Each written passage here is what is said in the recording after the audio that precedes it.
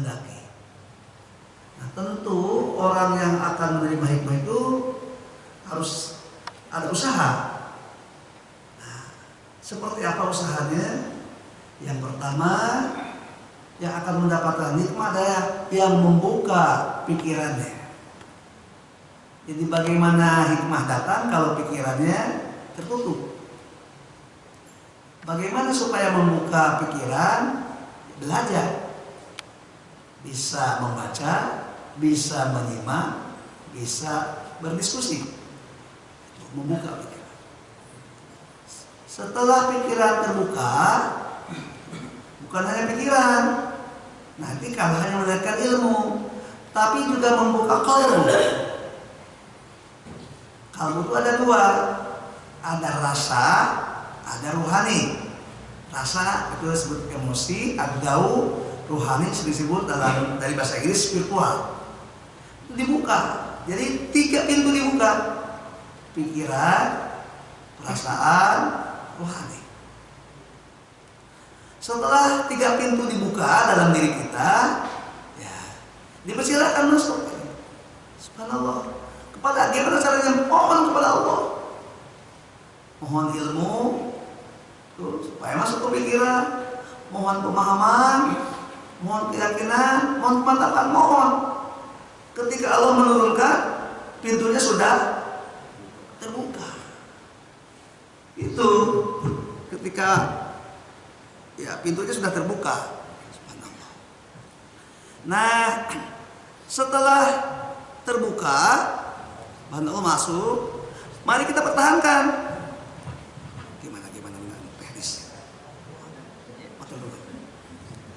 Setelah terbuka, memohon kepada Allah, lalu Allah memberikan masuk.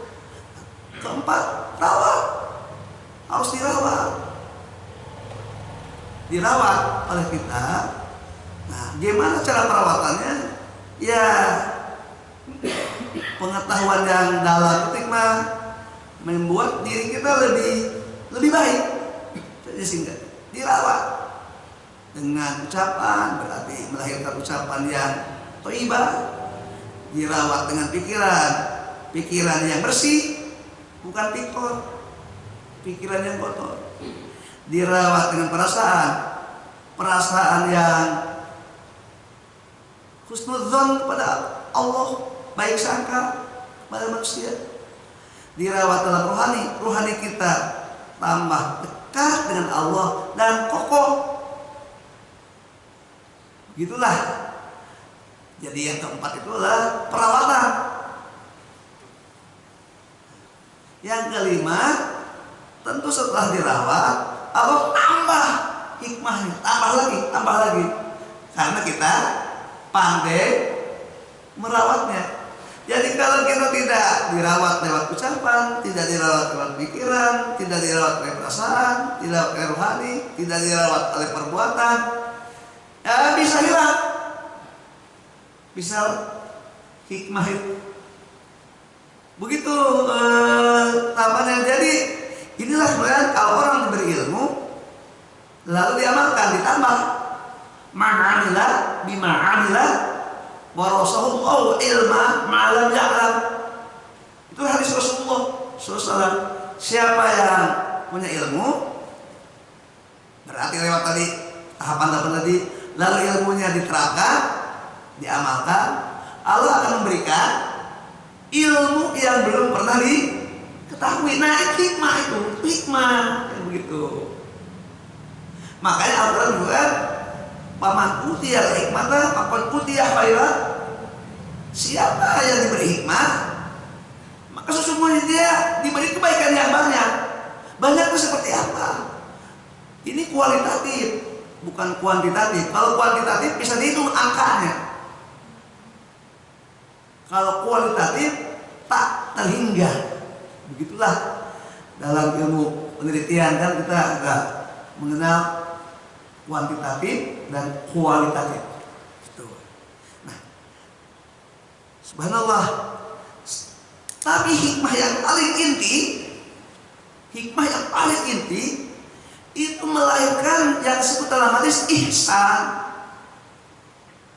Itu ihsan ini kemudian disebut dengan ya ihsan. Atas dasar apa ihsan itu? Atas dasar iman, Islam, ihsan kan itu. Ada juga yang menguraikannya iman jadi akidah, keislaman jadi syariat, akhlak. Terakhir ada yang menguraikan tauhid, fikih, tasawuf.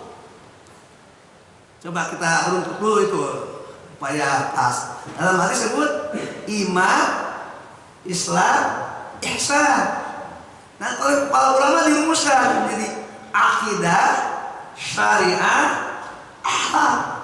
Dirumuskan lagi lebih detail, tauhid, fikih, tasawuf. Nah, kita sedang membicarakan tentang kearifan, hikam ini. Itu kearifan itulah tadi ihsan, akhlak, tasawuf. Ketiga, tapi tidak bisa dilepaskan dari dasarnya. Iman, akidah, tauhid itu dasarnya. Teknisnya ada keislaman itu diukur secara luas oleh syariat, oleh fikih. Kalau itu diikuti, jadi mantap. Jadi kepribadian Muslim yang kokoh. Kita akan masuk kepada ungkapan Syekh Athaillah yang pertama. Ini beliau yang pertama ini nih. Min alamatil i'timadi 'alal 'amali nuqsanur raja'i inda wujudi salari. Min alamatil i'timadi 'alal 'amali, di antara tanda-tanda orang tergantung kepada amal, di antara tanda-tanda orang tergantung kepada amal, nanti nuqsanur rojai, akan berkurang harapannya kepada Allah ketika amalnya terasa terpeleset atau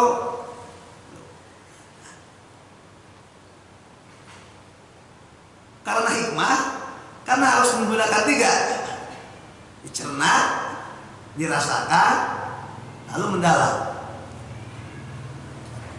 Orang sedang berjalan menghadap Allah,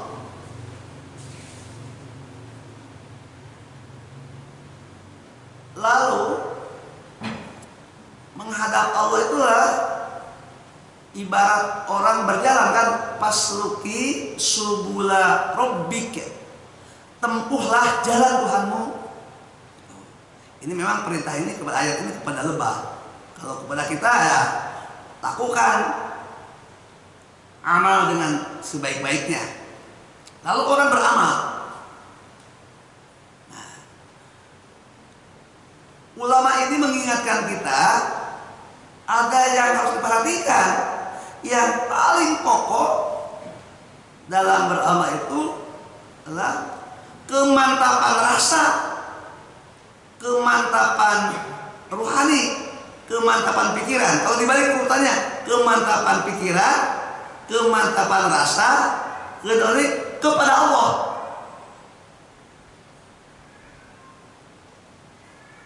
Karena manusia itu intinya nol, al-adamu, tiada. Tiada itu nol. Kita lahir karena Allah merencanakan kita untuk lahir. Itu namanya iroda. Kita hidup karena Allah memberikan hidup. Karena Allah kan memiliki beberapa sifat yang utama. Pertama, Allah al-haya, hidup. Kemudian disebut al-hayyu, maha hidup. Hidup Allah itu tidak ada awalnya, tidak ada akhirnya. Itu kehidupan yang abadi, kehidupan yang kekal. Tidak ada mulainya, tidak ada ujungnya. Karena Allah tidak terikat oleh waktu. Lalu Allah yuhyi, memberikan hidup kepada manusia atau menghidupkan. Jadilah manusia hidup, ada, wujud, eksis. Tetapi hidupnya ada durasi,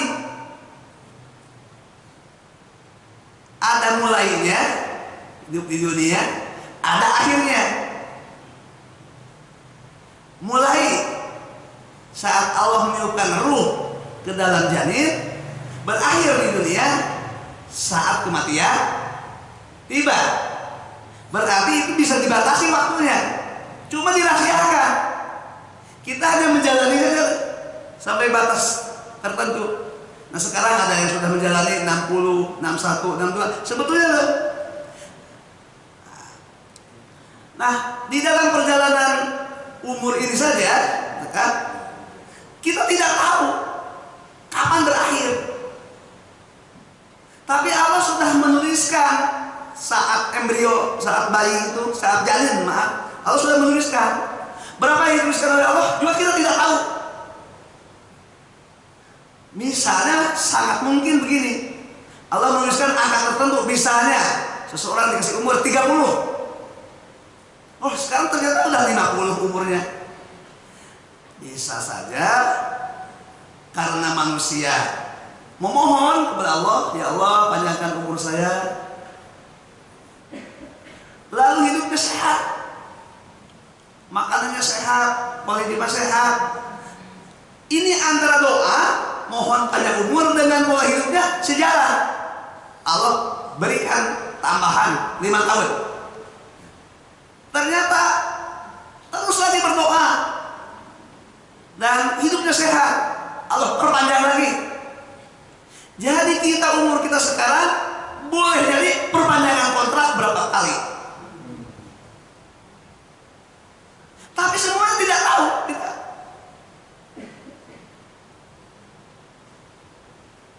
Ada yang memohon panjang umur, tapi hidupnya tidak, makanannya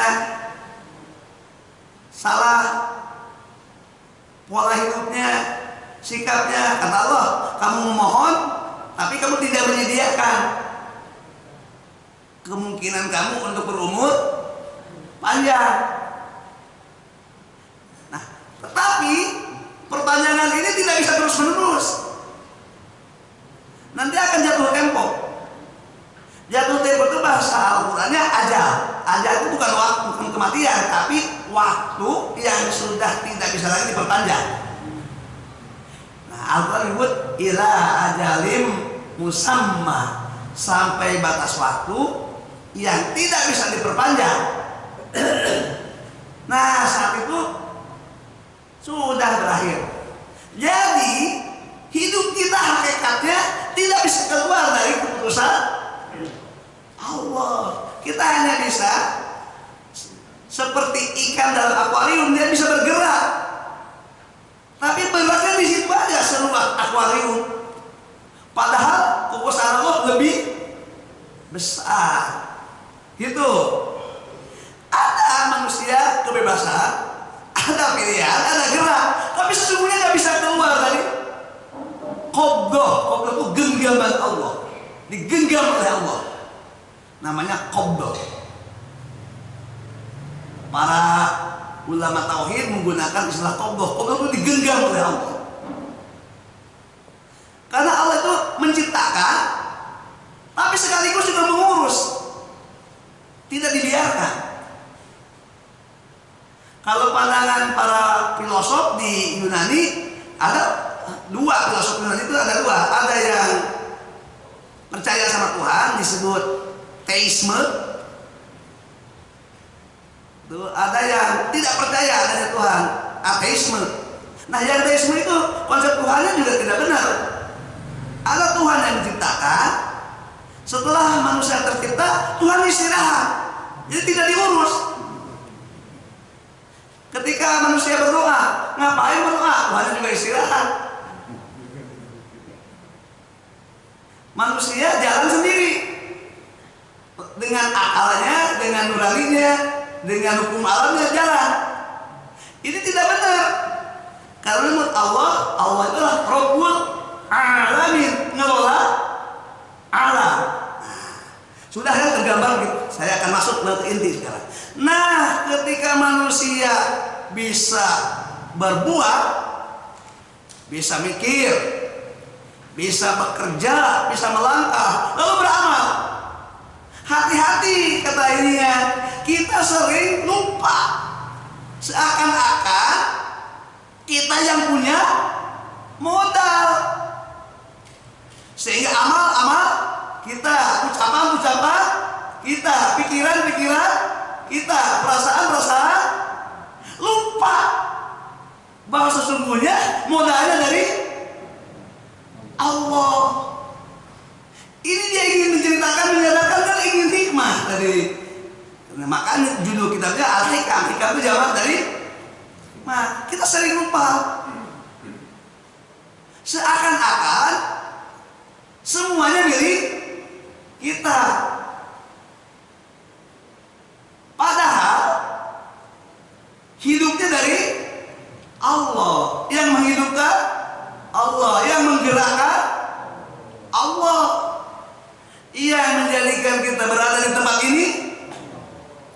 Karena itu katanya min alamatil i'timad alal amal, salah satu tanda manusia yang tergantung kepada amal, dan amal seakan-akan datang dari dirinya, dari ilmunya, dari perasaannya, dari gerak hatinya. Ketika amalnya kurang, waduh, saya sudah lama tidak sholat berjamaah. Aduh, tahun ini saya belum umroh. Kan umrohnya setahun 2 kali, 3 kali, mungkin setahun sekali. Waduh, saya puasa Senin Kamisnya nih sering ketinggalan. Wah, tadi saya lewat. Sedih. Waduh, seakan-akan sudah jauh dari Allah, seakan-akan sudah tidak ada harapan, seakan-akan sudah tidak ada peluang, seakan-akan sudah tidak ada lagi kesucian dalam dirinya. Nah, Syekh ini mengingatkan kita, itu tandanya bukan kepada Allah kamu tergantung kepada amal kamu. Padahal yang akan menentukan bukan amalmu, tapi keputusan Allah. Jadi kalau gitu gimana nih untuk menyikapi satu potong kalimat dari Syekh Ibnu Athaillah ini? Oh, kalau gitu orang berpikir, kalau gitu harus amal, kan terserah Allah. Ini dikupas oleh beberapa ulama. Loh, kalau gitu ya, kalau memang amal tidak menentukan, tidak usah beramal, capek-capek banget, terserah Allah lah, suka-suka. Tidak usah dibicarakan di dunia lah, gimana di akhirat. Maka muncullah dalam Islam ada aliran yang namanya Murji'ah. Murji'ah itu tidak mau membicarakan urusan akhirat itu sekarang. Amalmu tidak menentukan apakah amalmu baik atau amalmu buruk. Yang menentukan bukan amal kamu, Allah. Karena itu ya sudah, yang beriman dan yang kufur sama saja lah. Toh yang menentukan bukan kita, yang menentukan.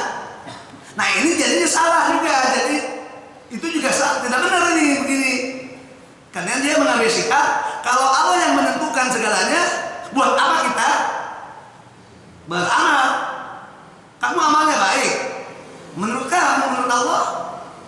Seseorang amalnya buruk menurut kamu, tapi menurut Allah. Nah, ada orang beriman, ada orang kafir.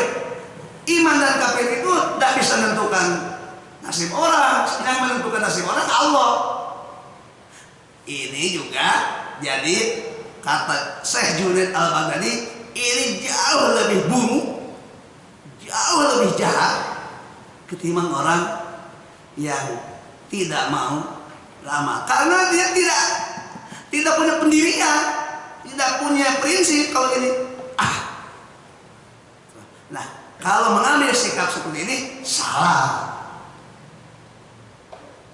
Murji'ah yang paling ekstrim itu sampai menimbulkan, andai kata orang di dunia menyembah berhala, tidak bisa dikatakan dia orang kafir, orang murtad, orang syirik, karena yang menentukannya bukan di sini, waktunya di akhirat, tempatnya di akhirat, yang menentukannya Allah.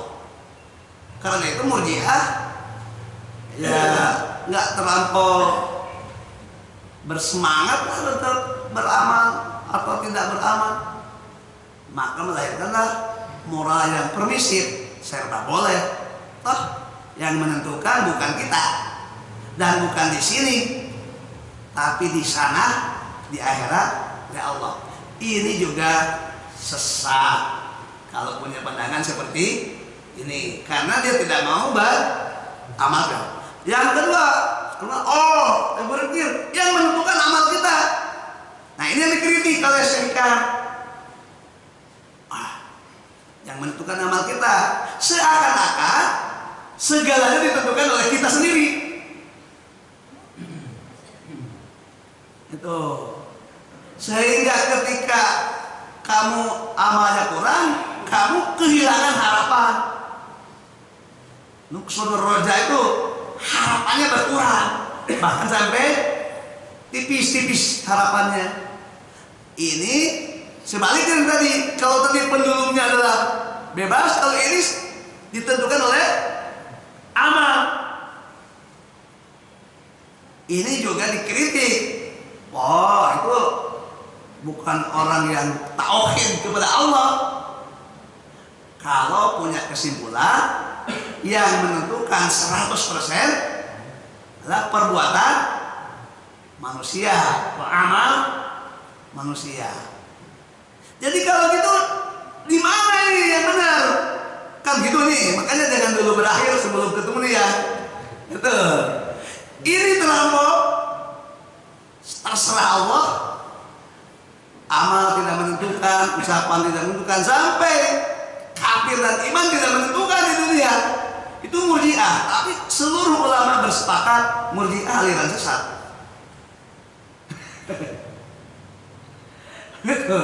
Murji'ah aliran sesat.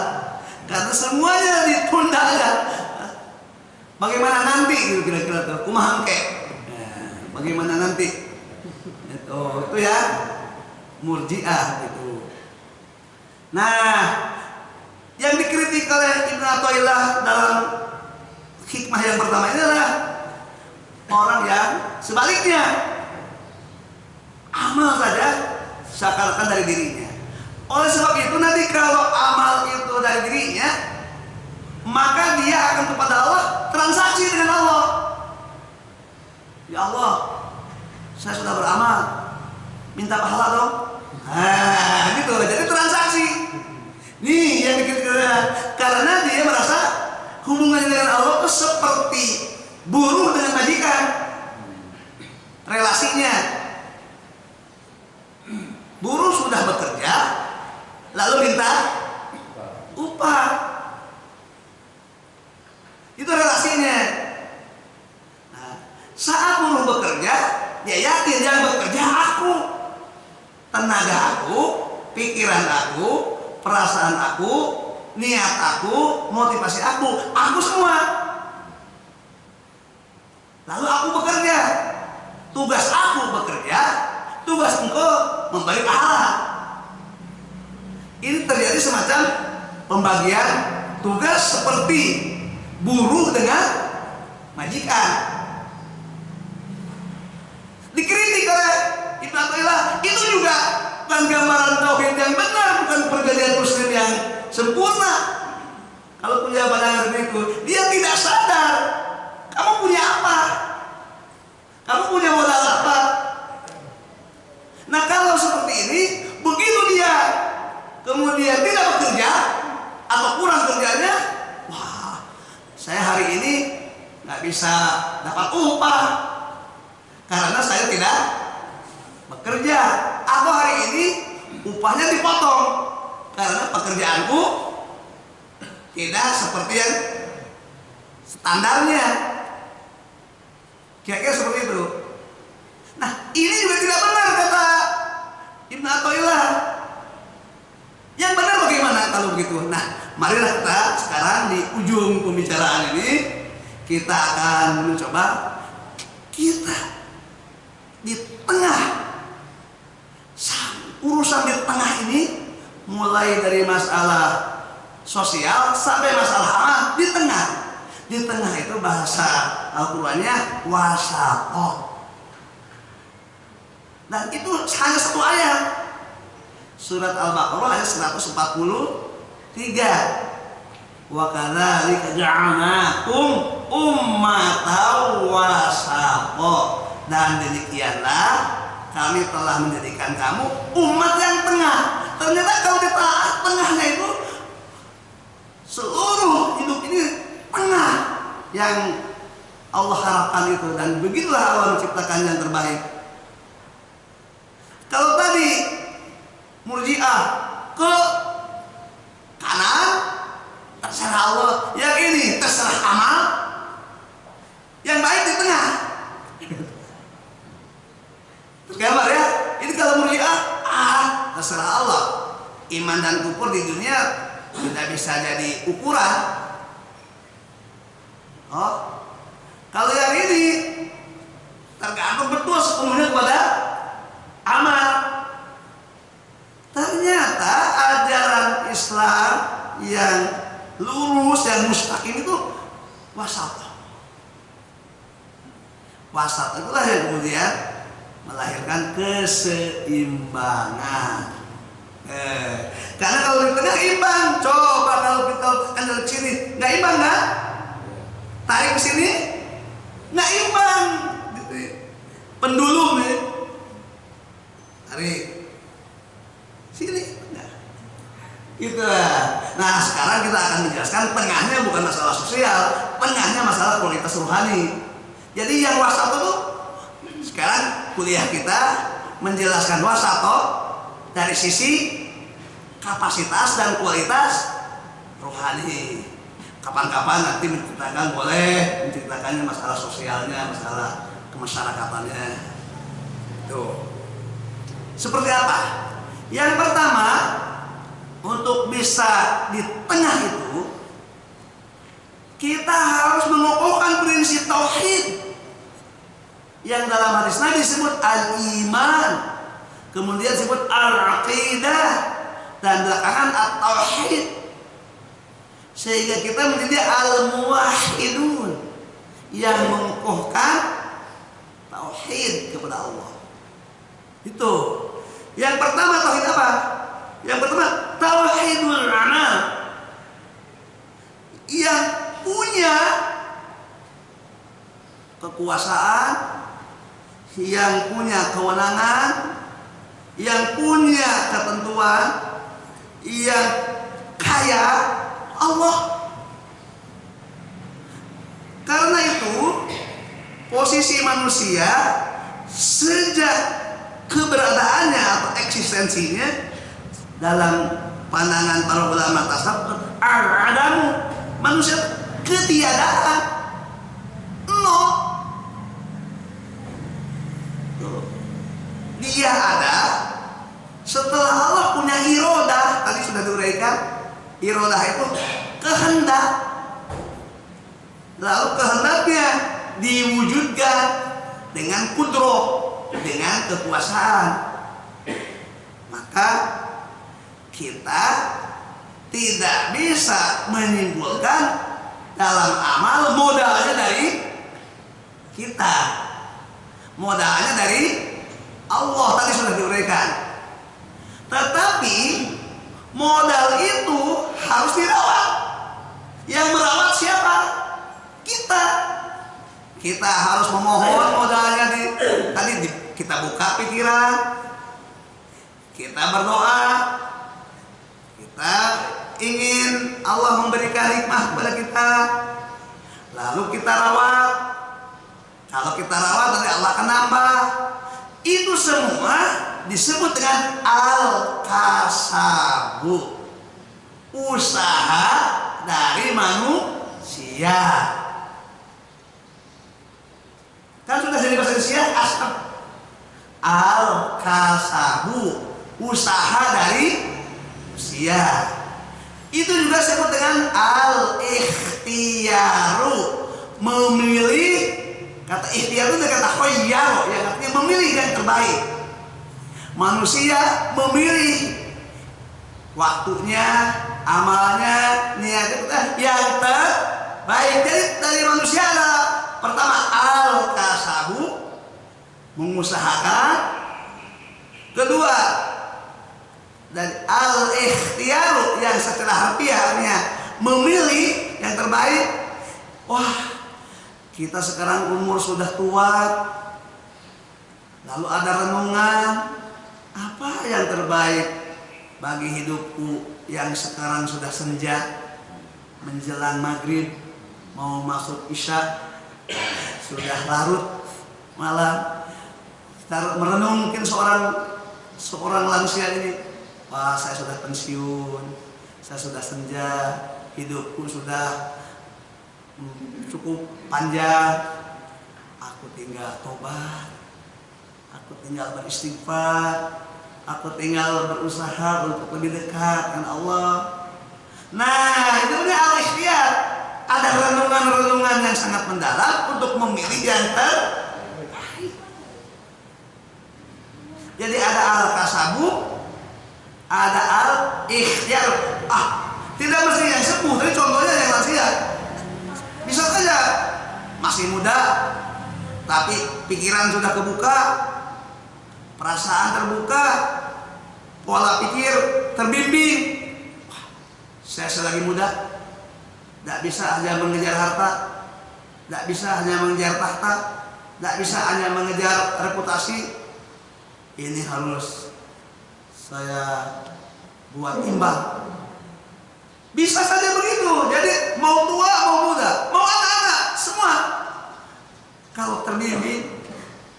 Tetapi ini diimbangkan antara kasar, antara ikhtiar dengan penyerahan total kepada Allah, namanya tawakul. Kita menyebutnya tawakal, padahal kalau diikuti bacanya tawakulan, tawakul kan, tafa'ala ya tafa'ulan, tawakul. Serahkan kepada Allah, wakilkan kepada Allah. Yang punya modal Allah, yang punya energi Allah, yang memberikan kesempatan Allah. Kita hanya al-kasabu wal ikhtiar. Ada peran kita, tapi hakikatnya kita nggak punya apa-apa. La haula wala quwwata illa billah. Serahkan kepada Allah. Tapi bukan menyerahkan cek kosong, bukan seperti murji'ah tadi. Terserah Allah, kita mau kufur Pak. Bukan begitu. Menyerahkannya dengan tanggung jawab. Karena kita ada al-kasabu, ada al-ikhtiaru. Memang diserahkan kepada Allah, tapi kita juga bertanggung jawab. Gimana tanggung jawabnya? Kita pakai ilmu di sini. Kita pakai keyakinan, kita pakai kepribadian dan mohon kepada Allah semuanya. Dengan membuka pikiran, dengan memohon, dengan supaya ditambah. Jadi terus ada al-kasabu, ada al-ikhtiaru, ada al-munajatu, mohon. Setelah itu dilakukan semua, hakikatnya serahkan kepada Allah. Tapi menyerahkannya bukan menyerahkan seperti menyerahkan cek kosong. Tidak, sudah kita tulis, sudah kita usahakan, sudah kita mohon yang terbaik, sudah kita menggunakan bimbingan yang Allah turunkan, Al-Quran, Sunnah, lalu para ulama merumuskannya. Nah, ketika usaha kita terasa mundur, waduh, ketika amal kita terasa kurang, maka tawakulnya bekerja. Tetap ada harapan, tetap ada kemantapan, tetap ada masa depan yang baik. Sebab yang akan menentukan Allah. Sehingga ini melahirkan al-muwahhidun as-shadiqun. Nah, terakhir akan saya baca komentarnya. Komentar dari ulama ini supaya ngadinya betul ya. Al-i'timadu 'ala Allah Ta'ala Al-i'timad tuh tergantung total kepada Allah secara hakikat. Mu'tatul arifin al-muwahhidin, itu adalah sifat orang yang arif. Tapi al-arifin al-muwahhidin, yang tauhidnya mantap. Seperti tadi, ini yang terakhir. Kita sudah berusaha, kita sudah berikhtiar, kita sudah memohon, lalu serahkan kepada Allah. Al-i'timad Allah Ta'ala, tergantung kepada Allah Ta'ala. Nu'tatul arifin, itu adalah sifat orang-orang yang arif, orang-orang yang mengenal Allah, orang-orang yang mengenal dirinya nonton tadi kan, al-muwahhidin, tapi yang benar-benar tauhidnya kepada Allah. Nah, ini saya baca nih, ini bukan dari saya bacakan teksnya supaya terasa ngajinya kayak di pesantren. Iya, artinya di pesantren itu baca kitab, santri-santrinya juga pegang kitab gitu. Ini sedang balagan. Wal i'timadu ala ghairihi, tergantung kepada yang lain, termasuk tergantung kepada dirinya, tergantung kepada ilmunya, tergantung kepada amalnya, tergantung apa? Total tidak diserahkan kepada Allah. Di sini disebutkan seperti apa? Wasful jahilin al-ghafilin, itu adalah sifat orang yang bodoh. Al-jahilin tuh, al-ghafilin, yang lupa kepada Allah. Lupa itu tidak tahu Allah. Kamu siapa namanya itu? Kamu merasa memiliki, padahal kamu tidak memiliki. Kamu merasa punya, padahal yang kamu punya itu bukan kepunyaan kamu. Namanya itu al-jahilin al-ghafilin. Tapi kita harus menjadi tadi al-arifin, yang arif, mengenal dirinya. Aku tidak punya apa-apa, aku tidak punya modal apapun, tapi aku berusaha, aku berikhtiar, aku memohon, dan Allah sudah memberikan modal. Modal itu hidup, modal itu adalah akal, modal itu adalah kalbu, modal itu adalah kesempatan, modal itu kita lahir di tengah-tengah negeri yang mayoritas muslim. Ini modal. Lahir dari keluarga muslim, ini modal. Sejak kecil Islam, modal. Di mana-mana ada masjid, modal. Itu ya, saya kira sudah itu aja dulu supaya tidak kepanjangan. Jadi kita ingin yang mana? Ingin mengikutinya dari na'tul arifin al-muwahhidin. Kita tidak ingin menjadi wasful jahilin al-ghafilin. Itu singkatnya. Mungkin pengantarnya panjang, tapi semoga ada titik terang lah. Ini baru membicarakan hikmah yang pertama. Sepotong bait ini. Ya, saya kira demikian pemaparan, dan mungkin sesi berikutnya adalah pengayaan dengan dialog. Nah, dipersilahkan. Gimana siapa yang memulai? Ini pengayaan. Ada yang disampaikan? Boleh dengan senang hati. Kalau bulan yang lalu saya terburu-buru mau ke Karawang, ya sekarang mungkin ada juga rencana, tapi nggak terlampau harus pagi. Ibu biasanya ibu.